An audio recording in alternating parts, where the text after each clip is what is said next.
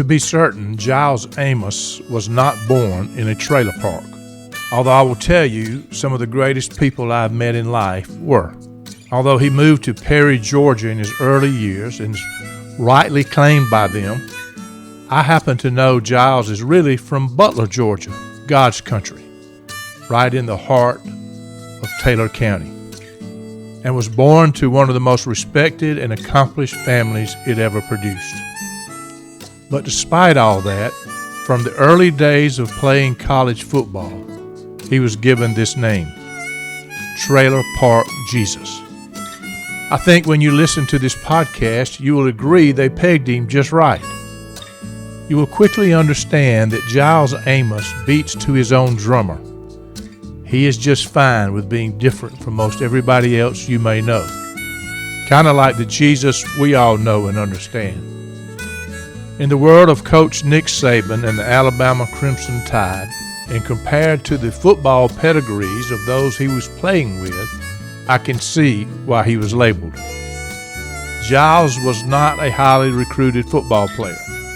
In fact, he had only one offer coming out of his very small high school to play college football. And that team even rescinded their offer literally before he drove the 2 hours home after their meeting. Kind of like the real Jesus, most did not understand him. They could not possibly understand the intangibles, what was inside of him, and what he was bringing to the table. He's been knocked down more times than the number one pin at the Gold Cup bowling alley. Many times, he was left rejected, dismayed, confused, but all the more determined. This is the story of Giles Amos, and how a young man who started from nothing in the football experts' eyes ended up with a full athletic scholarship at the University of Alabama, the premier college football university in the world, and playing for the greatest college football coach who ever lived. And he has a few championship rings to show for it, and personal awards that will bring tears to your eyes. He also has a story to tell. In case you hear some strange sounds, he's telling his story from the balcony of his apartment in Mexico City, where he is now playing professional football for the Mexico City Reds. And just like the original, this Trailer Park Jesus has sage advice for others who have big dreams. So make sure you hang on to the end of the story. To be sure, Trailer Park Jesus' story is not just about football, but much more about life. If you feel dismayed, confused, panicked, angry, dejected, or rejected due to the circumstances of your life, just sit back for a few minutes and take this all in, and take a deep breath. You may realize your greatest victory is just around the next corner.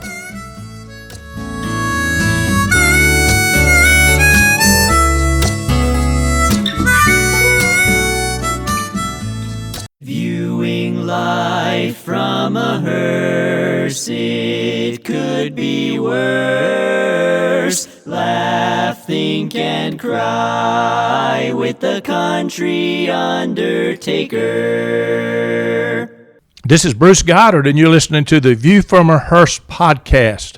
I've got my guest with me that I have already mentioned to you, Giles Amos, and I'm talking to him from Mexico City. He is a professional football player that came from my home county. He's got Taylor County roots about as deep as you can get. Giles, thank you, man, for being on this with me. Thank you for doing this. You honored me by getting on this podcast with me. Well, Mr. Goddard, I appreciate you having me, and I'm honored that you thought about me. So I'm excited to dive into it and get started. Yeah, well, I can't wait. I got a lot of questions I don't even know the answer to, so I can't wait to hear it. But I know your story is absolutely remarkable. You've got this nickname that you picked up at the University of Alabama. And yep, folks, you heard it earlier. He did play football for the University of Alabama. That is the University of Alabama. But he had this nickname that I suppose, Giles, you started over there, Trailer Park Jesus. Tell us how you got that name and how that came about. So growing up, being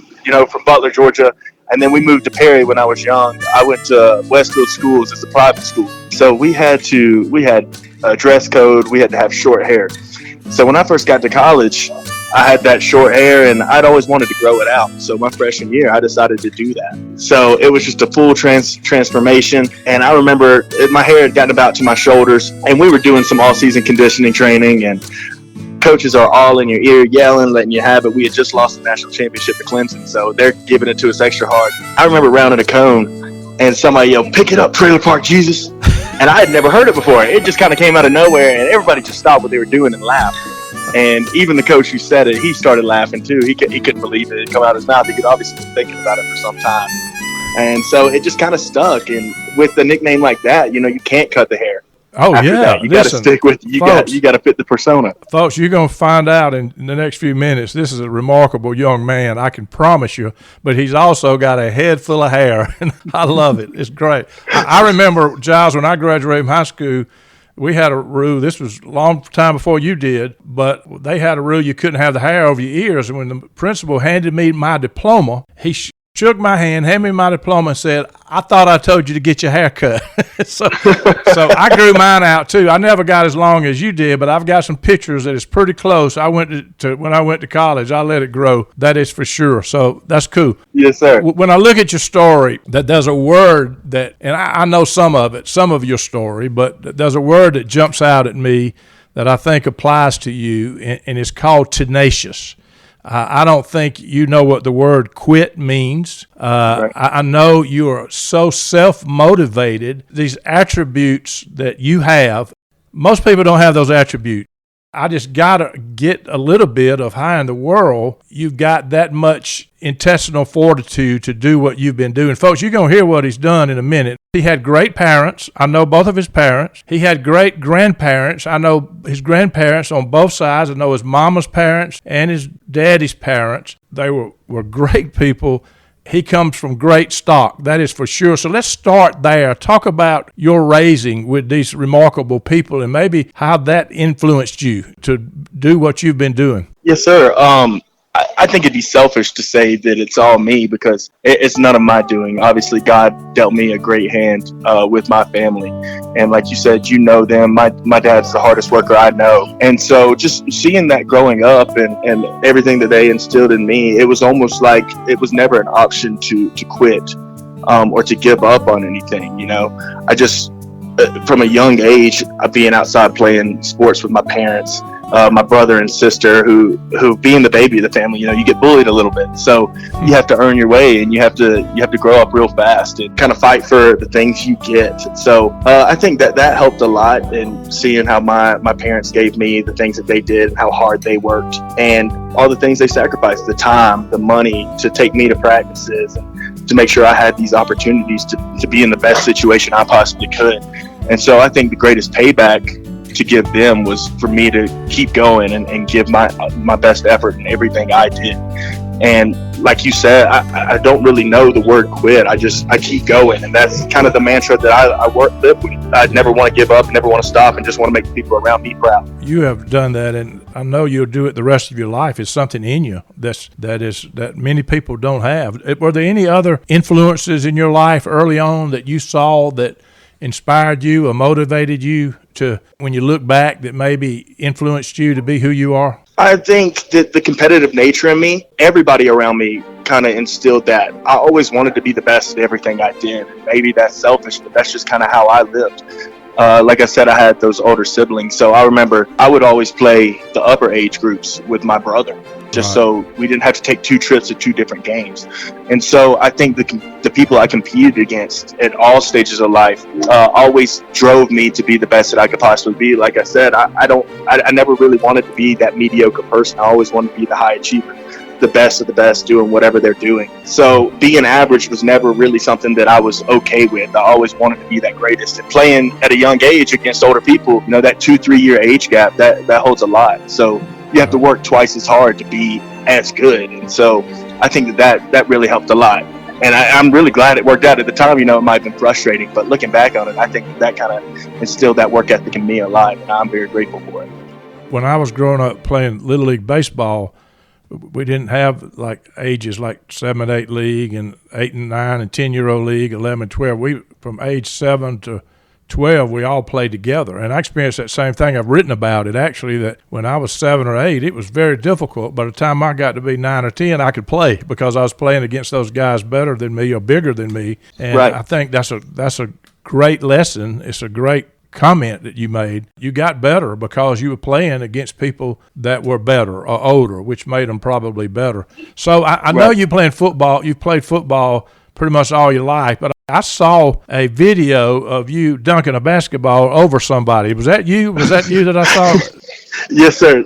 That was me. That was me in high school. So you're not just a football player. You're an athlete from the get-go, right? Right. Well, I did a little bit of everything. And like I stated earlier, I went to Westfield School. It's a K through 12 school. And K through 12, there's about 400 people in the whole school. So you kind of have to do a little bit of everything, which I also think helped me a lot, just not only in football, but in all sports. You know, you get a little bit of everything from different sports. Yeah. And so I did basketball, baseball, ran track as well. And so I think that helped a lot in my athletic endeavors. So in your football career, you started when you were a kid, I'm sure, when they first had teams you could play on.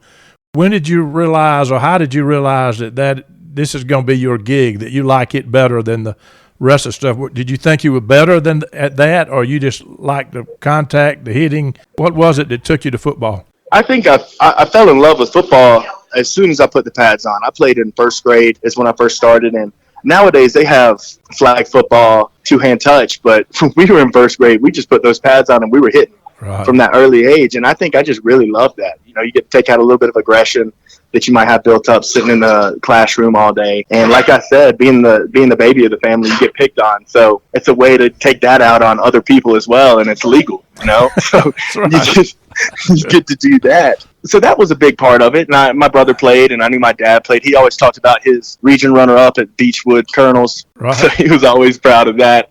And I remember the first player that really stuck out to me was David Pollock of Georgia. Oh, yeah. I'm sure you're familiar with him. Oh, yeah. And he was just how he played. He was like you said, tenacious. He was mean. You put those pads on, and it was game over. And so some full circle thing about him is when we were playing in the national championship in Atlanta against Georgia, he was one of the analysts. And I went up to him. I showed him a picture of me at about 4 years old wearing his jersey and said, "Look, David, I hate to be a fangirl, but I'm a big fan of yours. I would love to take a picture with you." And I sat there and talked football with him. And so that was just really cool to get to do that. You know, the guy that I grew up watching and was my favorite football player as early as I can remember, getting to meet him and getting to do some cool things like that. So that was really neat. I can't imagine the people you've met, and really, I can't imagine the people now that have met you that won't ever forget you. I can tell you that. Folks, I'm talking to Giles Amos. He's in Mexico City. You heard him. He graduated from high school that had 400 students from kindergarten through 12th grade. He ended up playing football at the University of Alabama for the greatest college football coach who ever lived. I can say that as a Georgia Bulldog. It's a remarkable story.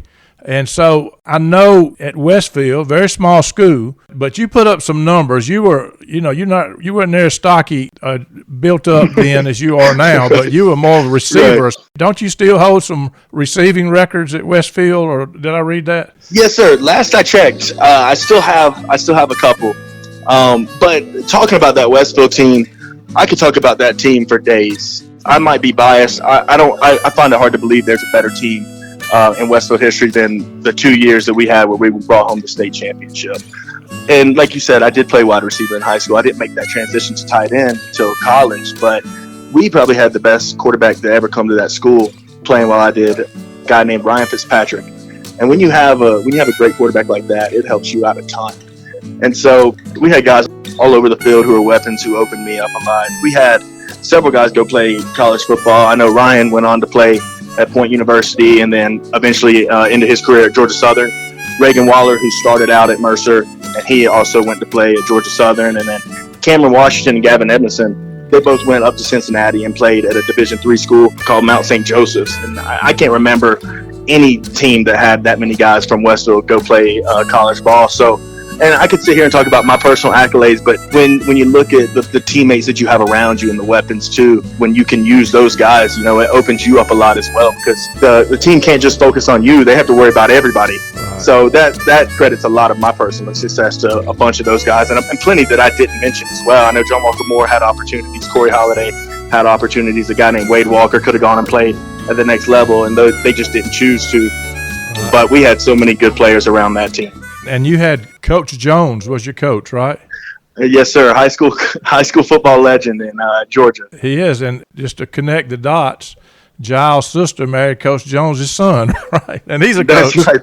Yeah, that's correct. That's amazing. So, folks, you got to understand, no matter how good an athlete you are, and he just named a bunch of them on this team, when you come from a school with 400 people, it's not like they're going to have helicopters flying in and landing on your field with these big-time college football coaches looking at you. You already are kind of behind the eight ball, right, Giles, just because of where you went to school? Is that? Yes, sir. You hit the nail on the head. I mean, I couldn't have said it better myself. And, you kind of get that disrespect from people because, like you said, it's a small school and they look at the competition and think you can't play. But at the end of the day, it's not about who you play. It's about what you are and who you are and your identity. And so it's taken me some time to realize that. Probably because of that, did not get a lot of college offers. I think I heard a story that you had an offer from one college, but they took it back before you could call them back or something, right? it was not like people were lined up saying, I want you to come, right? That's correct. So, I mean, I talked to a lot of schools in high school. I mean, as far as recruiting letters, come to our camp, things like that. I remember a specific coach. I remember him by his name. I'll call it. His name was Andy Booth. He was the linebackers coach at Kentucky, but he was the recruiting director for my area. Right. And I remember he called me, and Coach Jones put me into his office, talked to him, and he said he was going to offer me. He was just going to call me back later in the day. And I never heard back from him. And that was just kind of the reality of my recruiting process is, you get a lot of this false hope and you never hear back or nothing ever comes of it. And you mentioned that I had an offer and it was from Valdosta State. They offered, I even went and visited the coaches and everything. And I remember on the ride back, they gave me a call and said that they were taking it back and they were going to give it to somebody else.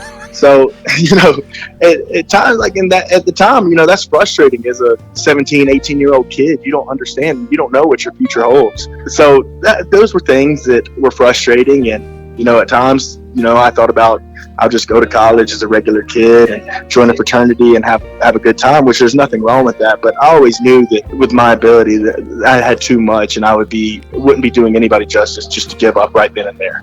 I think what you just said is worth repeating. Here's a 17, 18-year-old kid who had talked to all these people that were interested in him playing football from this little school. He gets an offer, and before he gets home, they call him and rescind the offer. So just put yourself in his shoes. What would you do at 40 years old if somebody did that? And he's 17 or 18. Like he said, it would be very easy to fold the 10 and say, this is maybe not what I'm supposed to do. But you didn't do that. You ended up, of all places, at the University of Alabama. You went from possible Valdosta State to going to the premier college football school in the world. And you got to tell that story. And folks, you got to understand, I'm a Georgia Bulldog. His daddy was an ATO at Georgia. I was a Lambda Chi. My daddy was an ATO. These are Georgia people, but I can tell you they're also Alabama people now because they followed their son there, and I think they were at every game. How did you get associated with the University of Alabama?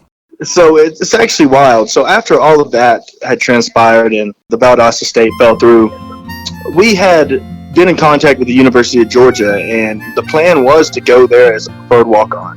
I had been in contact with their director of player personnel, and we kind of had it all figured out where that was going to be the landing spot, and I was going to have to earn my way, but I was going to have that roster spot. However, God does as he always does, and he changed things along the way. That was the year that Mark Richt got fired. Right. And so when Kirby Smart got hired, that offer no longer stood. So go through the whole spring, and I don't know what I'm going to do for college. I'm telling people, I'm going to go play college football, but truthfully, I had no idea that I was. But it's just kind of one of those things that, you keep that positive attitude and you keep going. And I remember I got a call from my dad. Like you mentioned, he's a Georgia Bulldog himself, and I got a call from my dad that said, "Hey, I just sent your film to Alabama, and they hit me back. They want us to come up there on a visit." Now, we had been on a million visits to schools, and they never panned out, obviously. And So I was thinking, okay, this is just another one. And I never sent my film to Alabama because I thought if nobody else wants me, why would Alabama? Yeah. But we went on that visit and we sat around all day. And again, not too much promise came. We talked to some coaches here and there, but it didn't seem like there was too much light at the end of the tunnel. And as soon as we were about to leave, I remember Jody Wright, the director of player personnel there, called me up into his office. We sat there for about 45 minutes. We thought he'd forgotten about us. He came in and said, "Hey, I just talked to Coach Saban, and we want you to come here as a preferred walk-on." And so that was kind of the rest is history, and that's cool too because I got to create kind of my own legacy being at the University of Alabama. Like you said, everybody had been at the University of Georgia in my family, and so I've always been a little bit different as far as the way I dress, the way I go about myself, the way I hold myself. So it was just kind of cool to be able to get that opportunity to create my own legacy and start something brand new. So I didn't play college football, but I do know that when you're there as a non-scholarship player, there's probably not a lot of hope that you're going to get in games. And not only that, you're in school, and I happen to know you made the dean's list. I don't know how you did it. I don't know how those practices and what you went through as a preferred walk-on at University of Alabama and keeping the grades up. How did you manage that? Tell me a little bit about what was in your head to make that happen. It's a job when you leave home to maintain your grades, period. I don't care how smart you are as an adjustment, but you had more adjustment than most people. Right, and I think it starts with your supporting cast. You have to have a good supporting cast around you who supports you and pushes you and doesn't tell you just, hey, yeah, just give up. They tell you to keep going, keep pushing. And I called my dad a time or two and said, I don't know if this is for me. I don't know if I can do it anymore. And he said, just give it one more day. Just keep going. Just one more day. Those days add up. And looking back on it, it's the most rewarding thing I've ever done is going through that. What people don't understand about the walk-on deal, though, is, it's a selfless gig. You buy out of yourself and you buy into the team. And you serve those years on the practice field as a practice dummy. And you don't get any of the rewards. You don't get any of the credit. But the thing that helps a lot too is the players appreciate you, and that goes a long way. And you might not be best friends who hang out, but they're also your supporting cast. They're your brothers. You go to war with them through the whole week, and then you look forward to them excelling on the weekends, on those Saturday night games. So I think that goes a lot in it, and you have to implement that discipline. Without discipline, you go out, like you said, you're on your own. You can go out, party every night.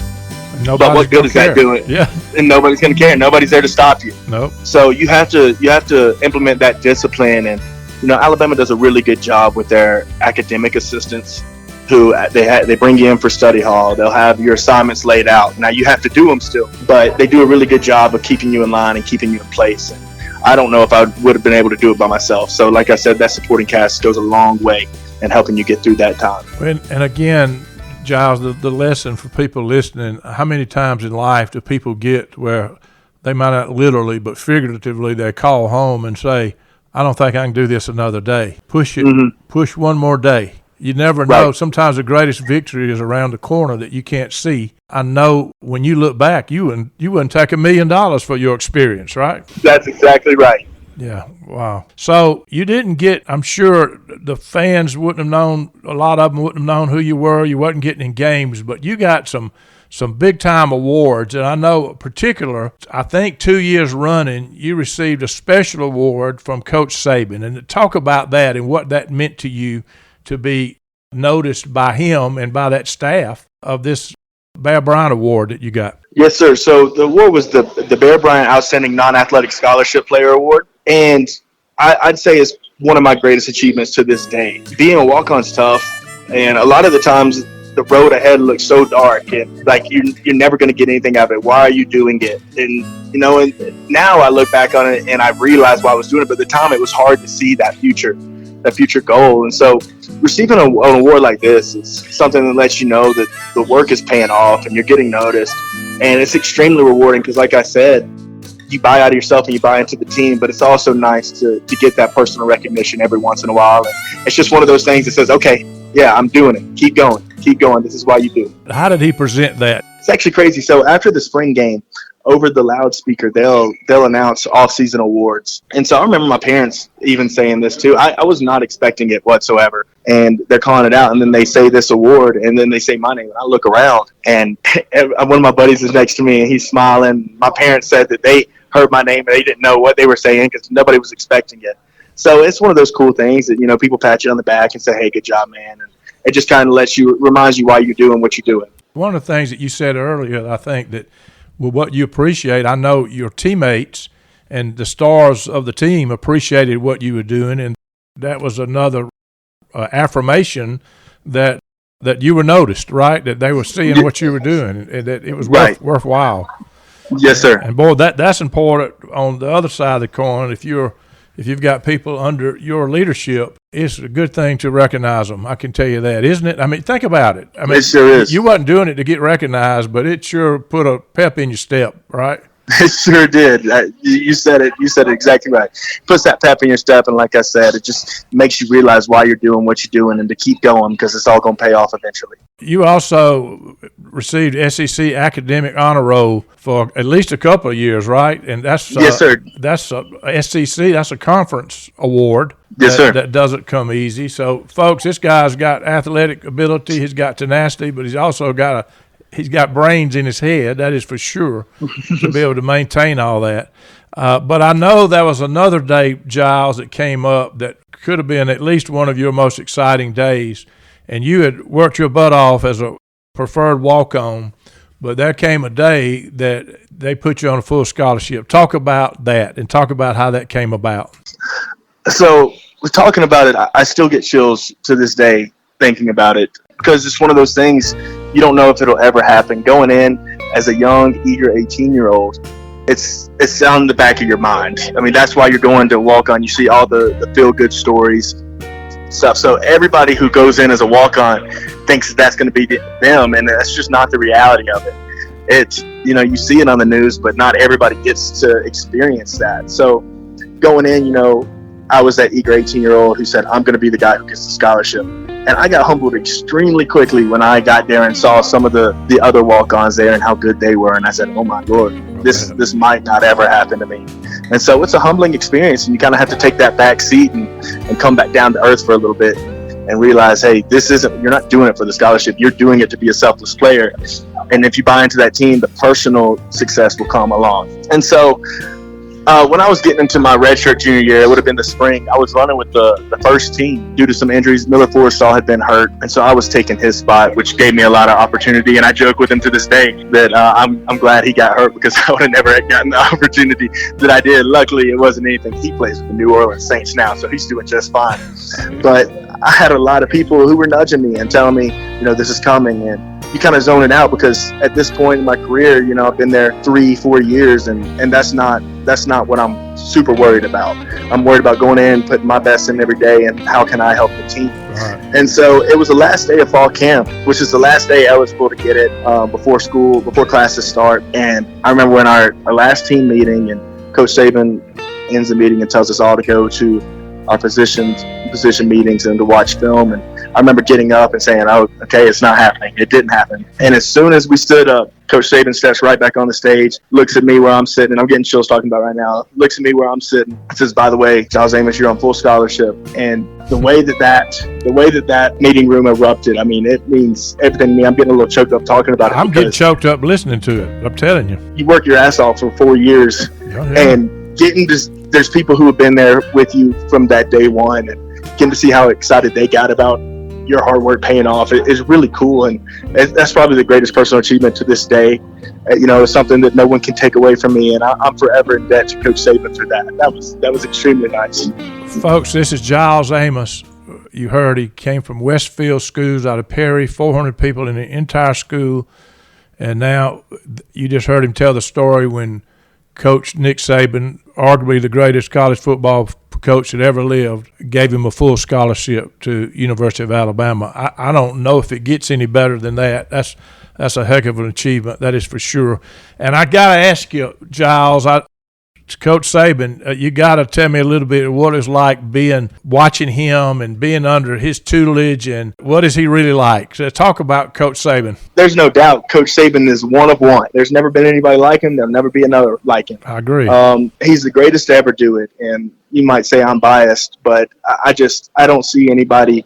The way that he has transformed at the University of Alabama, if you look back to the early 2000s, there was not much to to be an Alabama fan about. And so when he came in and just the blueprint that he implemented into that university, and if you look around at other programs all around the nation, I mean, I'm sure there's every university in the nation, they've taken at least a piece of his blueprint and implemented it into their there's no question. their program. Yeah. And so, and you look at all these great head coaches now, like the Kirby Smarts, Steve Sarkisian, who's at Texas, and there's plenty more. Billy Napier, who's at Florida. There's so many great coaches all around the nation who came under his wing and are now using his blueprint to be successful. And so it just goes to show just how he sets out what he has and how great he's been. And the game is elevating because of him.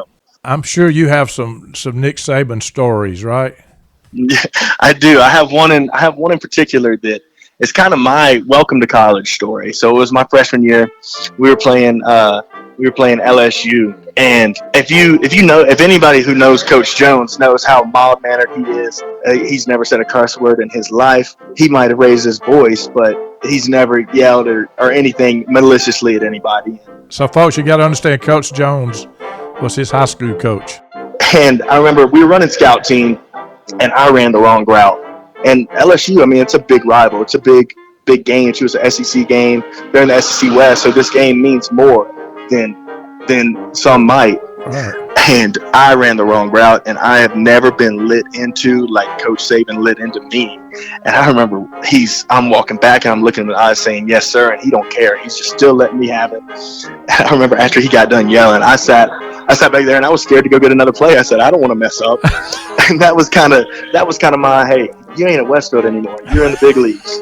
So get yourself together and bring your best all the time. But the reason Coach Saban does that is he demands excellence. I mean, like I said, you've seen his resume, you know his story, and he knows he can get excellence out of everybody in their own way. It doesn't matter who it is. So he doesn't yell at you to hurt you or bring you down, but he yells at you because he knows that you can do better. He knows he can get the best out of it. And so, and that just goes to show just the coach that Coach Saban is. And like I said, his resume speaks for itself. I think when you go forward in life and you get to be your dad's age or my age, you're going to look back and be able to tell your grandchildren that you played football for Nick Saban. And that's going to be a pretty good conversation, right? Yes, sir. It sure will. And like you said earlier, everybody in my family is a Bulldog, but I can assure you my side of the family they'll all be Crimson Tide. Yeah. Oh, my goodness. Who wouldn't? Who wouldn't with your sons on the team? I would hope they would. That's right. Yeah. I remember well when Vince Dooley's son started coaching at Tennessee, and Barbara Dooley was in the booth up there with orange on, and I didn't blame her a bit. That was her son. So, right. Yeah, I get it. You can't help but do that. And then you become a real fan because you get to know who Saban is and what he stands for and what he's done there. It gets beyond the fact that their son plays there. You become an Alabama person. That's good stuff. And kind of like you were saying, like you get to know the man that Nick Saban is, and we would have like spring scrimmages, fall scrimmages, and Coach Saban would come around and shake every single parent's hand that came out to support their kid. And I think that goes to show that he's more of just a football guy. He stands for more than just football. I remember him coming around and shaking my mom and dad's hand, and them looking around me like, oh my Lord, we just touched Coach Saban. Yeah. So it goes a long way, and it just is a testament to the kind of man he is. Yeah, there's no question. What are some of your greatest lessons you learned from him, Giles? I don't want to put you on the spot, but when you look back, what did he teach you, if you could sum it up? I mean, there's so much that I learned from Coach Saban, not only football lessons, but life lessons as well, that I still take into my day-to-day now.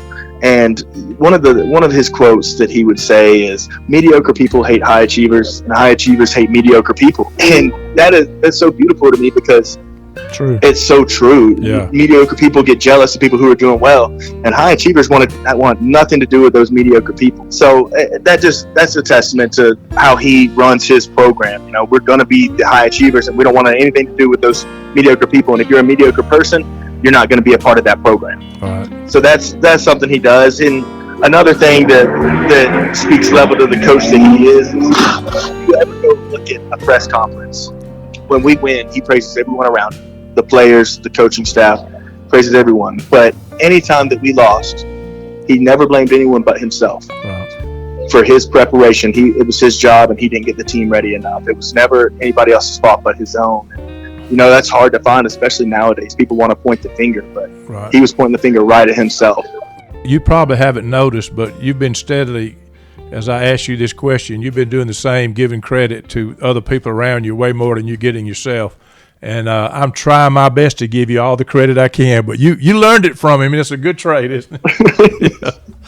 Yes, sir. So you did end up getting in some games. Just talk about when you got to play. I know it wasn't a lot, but you realized you could get in a game and you could play with these guys, right? Right, yes, sir. So the first game I played was against Louisiana Lafayette, and I remember sitting on the sideline, and I wasn't even expecting to go in. I mean, we were up by probably 40 points or so, but time was running out, and I was like, you know what? It's just another game where I'm gonna sit on the sidelines and cheer, and that was okay with me at that point in my career. And I remember one of our coaches grabbing me by the chest and saying, "Amos, get in there."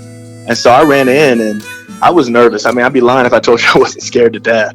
But I went in, did my assignment, and I remember after that game walking to the locker room being like, I can play with these boys. And that was the first moment that I truly realized, I'd done well in scout team and stuff in practice, but getting in the game is different than that practice. And so it was the first moment that I truly realized that I could play with the best. And so we're going to talk about you transferring as a graduate student, right? But you got two degrees. You got an undergraduate degree and a master's degree from Alabama while you were doing all this, right? What are your degrees in, Giles? So my undergrad degree was communications, and going out of high school, I always wanted to be a journalist. If you're familiar with Marvin James. Oh, yeah, at Channel 13, yeah, absolutely. Yes, sir, sports guy Marv, and I shadowed him my senior year, and going into college, that was what I wanted to do. So I went in with that mindset, and getting into it, I wanted to be around sports, but I wanted to be more involved in the business side. I took a business class, and after that, I decided, I want to be in the business. So I finished out that communications degree, and when I went into my master's program, I got my master's in sports business management. So I wanted to be a part of the sports, but I wanted to be in the business aspect of it, crunching some numbers and doing things like that. So, like I said, you have a plan, and God always laughs at your plan because he has a different one. Yeah, and so his dad's a CPA. You're talking about a number cruncher. Now he came from that for sure. But Giles, whatever you do in life, you're going to do very, very well. You just remember me saying that. And I appreciate that. You just keep doing what you're doing. You've got this something that most people don't have. I'm telling you, I can't think of many people that would have endured what you went through and worked as hard as you had to work. I can't imagine how the practices are at the University of Alabama. I can't imagine getting beat up and everything you had to do. You're not talking about somebody just taking a part-time job, folks. You're talking about major brutality on a football field at a major college and the premier football college. It's a heck of a story, and you're going to do well. I would bet my money. I wish I could bet some on that. I can tell you I'd put some money on it. I would do it. So, but you did. You decided that you transfer, and you went to Arkansas State. So talk about that. Talk about your experience there. Yes, sir. So after the year that I had earned my scholarship, I played in 10 games that season, started 2 at fullback. And so I had a little momentum, but I wasn't the starter. I was playing as a role player. And at that was the point where I realized, I could play at the next level. I could make it to that professional level. But if I was going to do so, I needed to have a little bit more film. And going into exit meetings after the season with our coaches and talking to some mentors of mine, we just decided it was probably best if I stepped out of that comfort zone and took a chance on myself. And, I always say, you were just talking about betting. I always bet on myself because I have the control over it, and I know what I'm capable of. And so I'd be lying if I said I wasn't scared, but it was that opportunity, and it was the COVID year too. So it was almost like we didn't even know if we were going to play a season for real. So I'm stepping away from the Crimson Tide, the premier college football program, going to Arkansas State University. I know one guy there, don't know any of the coaches. You can't go and visit because, like I said, it's COVID. And also, I'm really just taking a leap of faith. And what I learned that year was to be selfless. I got the opportunity to start, but at the same time, we had such a good receiver. His name was Jay Adams, who played in the NFL for a little bit. And I think he's in the USFL now. And so he was the he was the star on that team, and it wasn't me. So I got the opportunity to get that starting position, but and shared time with another tight end, Reed Tyler, who I'm forever in debt to. He taught me so much, just not only as a player, but as a man. And he's such a man of faith and walked so hard in his walk with Jesus Christ, and which is admirable in itself. And I learned to smile in the face of adversity because I had this plan of how I was going to go. I was going to be the stud. I was going to have 1,000 receiving yards, and that just wasn't the reality. At the end of the year, I was named an all-conference player, which was good. And I think that went to show that, if you buy out of yourself and buy into the team, that personal success will fall in along the way. And so that was something that I learned at Arkansas State University, and I'm forever in debt to that school too, because that gave me that opportunity to play at the next level. You're listening to somebody that went through adversity after adversity from the get-go, and then he sees a light at the end of the tunnel. He starts getting to play. People know who he is. He's on a full scholarship, and he takes another leap of faith. And I'm telling you, Giles, there's lessons in all this that people that are listening to this, that are going through rough times, I would think their ears are kind of raised right now as they listen to what we're talking about. It's an incredible story. So then you in for some more trials because you started meeting with NFL people. You were told you were NFL prospect. Just talk about it. And you went through all the training, combines, and tell that story. Yes, sir. So I played in the Hula Ball All-Star Game, and if you're not familiar with that, it is an all-star game for seniors or people who are in the NFL draft. They fly you out to Hawaii for a week. There's NFL scouts all over the field. You're doing interviews all week with different teams. You're going against some of the best players in the nation. And it's tough. I mean, it was another humbling experience. I said, okay, come back down to earth because you're good, but you're not that good. You're not just going to walk in and dominate everybody. You still got to put in that work and effort.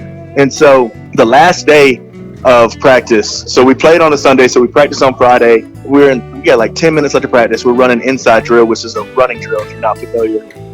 And I come down on a down block, and the linebacker comes screaming off the tackle, and my hand got stuck in between the tackle and the linebacker's helmets and broke my fifth metacarpal or tarsal. I think it's fifth metacarpal in my hand, which is that bone that leads up to your pinky. So I spent the rest of that Friday in the hospital, not even knowing if I was going to be able to play in that game. And I remember I put a cast on it and said, I've come this far. What do I have to lose? I'm going to play in the game. And I did well. I caught a pass even with a cast on my hand. And so that was one thing. And it stopped me a little bit in the training process as far as benching and things like that go. But it's just another form of adversity that life presents, and you got to find a way around it. And so after that, I went to the University of Alabama to train with an old trainer of mine, Ashton McLeod, who's been very good to me. And I trained, had a good session. And then when it got to pro day, I thought I had a pretty good pro day. And like I said, it was also that COVID year. So teams weren't taking as many players as they normally would. And so when draft day came, I got one call, and it was from my agent saying he hadn't heard from anybody. And it was just one of those things where I thought I was done with football. And I kept that hope. But, days pass, and a week, 2 weeks pass after the draft, and you still haven't heard from anybody, and people are reporting for rookie minicamp, and it's just easy to lose that faith. And that was kind of that process for me, and I thought that I was just done with football forever after that. So how did it change? So I took 2 years off of football. I said I wasn't going to go to any more combines. I wasn't going to try out anymore. But if the opportunity presented itself, I would entertain it. And so I was working at Stratford Academy in Macon, Georgia, coaching actually for my brother-in-law, Coach Jones's son, right. Chance Jones. And I was on my lunch break, and I got an email from a guy named Mickey Romero, who is the offensive coordinator here in the team in Mexico City. And he had emailed me about 3 times. But this third one, I said, you know what? I'm going to send him an email back. So I sent him that email. We got on a Zoom call, and they presented me with the contract right then and there. And I really didn't think I was going to take it. It was just one of those things I said I'd get on a call with. And I thought about it, and I prayed about it. And it was just an opportunity. Like I said, it was an opportunity. So I decided to entertain it, and it has been so good to me, and I'm loving it here. Are you right in the middle of a season now? Yes, sir. So we're on game 6, week 7. So last week for Holy Week was our bye week. So I got to come back to the States, see some friends and family, which was nice, spend Easter with the fam. But now we're back here going to work. We got a game tomorrow afternoon at 1 p.m. actually. So how's it going there? Are you having fun? Are you having fun playing in Mexico? Yes, sir. I'm having a great time. I mean, it's a really cool experience. Not many people get to travel the world and play the sport that they love. And like I said, for me, it's a second chance. It's a second opportunity, and you don't get those very often. So when you get the opportunity, it's important to grab life by the horns and just go with it. Yeah, especially at your age, you're single. Why not, right? Yeah. Right. Yes, sir. Exactly. And so, I'm getting to learn a new culture. I'm meeting new people, good people. And when I went back home to the States, it was hard for me to go to the Mexican restaurant because I said, I don't know if I'm going to get more authentic food than I'm getting down here. But it's just a testament that, second chances do happen. And when they do, you make sure to not let them go, because it's what you've prayed for in the past and you had that opportunity. So live in the present, grab life by the horns, and get the most out of it. You just don't know where life's going to take you if you just keep knocking down the doors, right? That's right. It's unbelievable. So for young people that are listening to this, and I have a feeling there's going to be some listening for sure, who have big dreams, what's your advice to them? I would tell them to chase it. If people don't laugh at your dreams, then they're probably not big enough. If I had told you in the fall of my senior year that I was going to play at the University of Alabama, win national championships and SEC championships, everybody would have laughed at me. But that's the beauty and the beast. God is so good, and you put your faith in Him and you keep chasing what you love. It's going to pay off, and never be afraid to fall short, because if you fall short, it's not failure. It's just a step into a different direction that God has planned for you. Yeah, and you get knocked down. You get in life. Right. In life, you get knocked down plenty of times. We all do, and your story just exemplifies that you somehow you get up. You keep going, and it's not that God has left you; it's that He's taking you where He wants to take you. Right?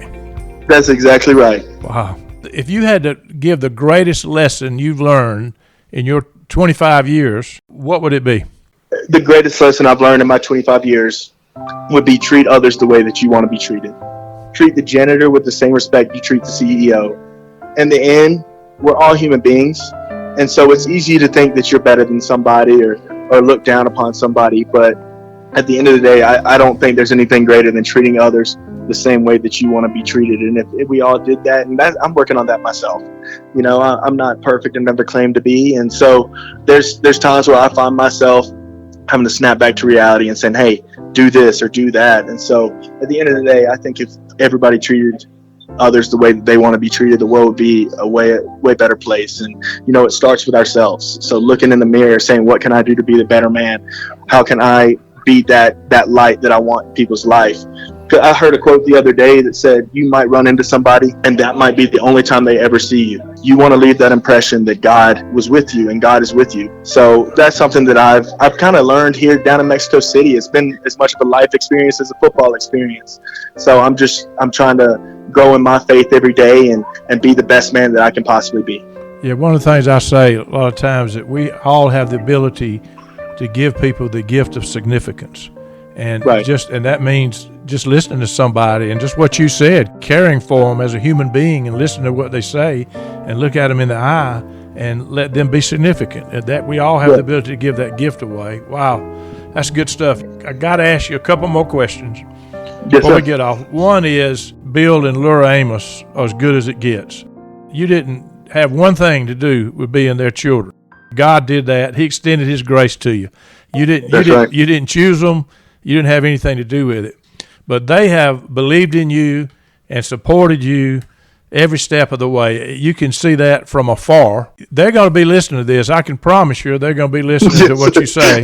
They sure will. And probably more than once. What's your message to them? Saying my parents are my biggest supporters would be the biggest understatement of all time. I don't know if you can put words into how much they supported me and how much they've done for me.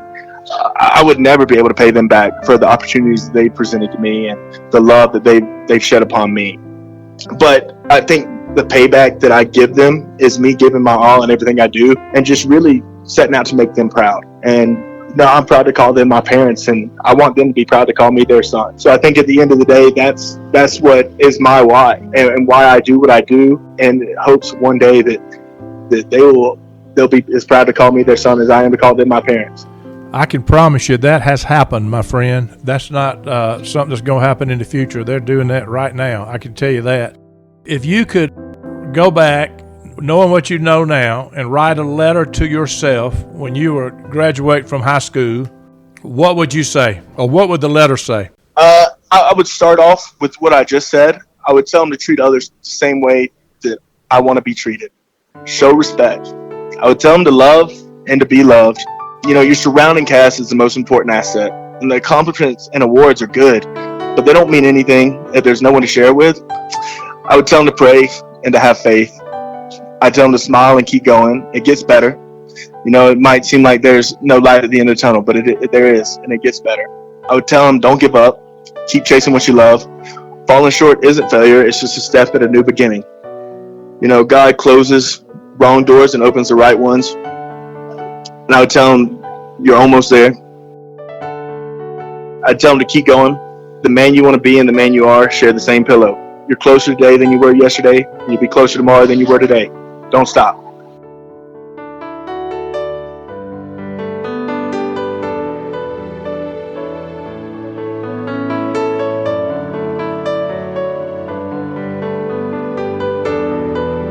Viewing life from a hearse, it could be worse. Laugh, think, and cry with the country undertaker.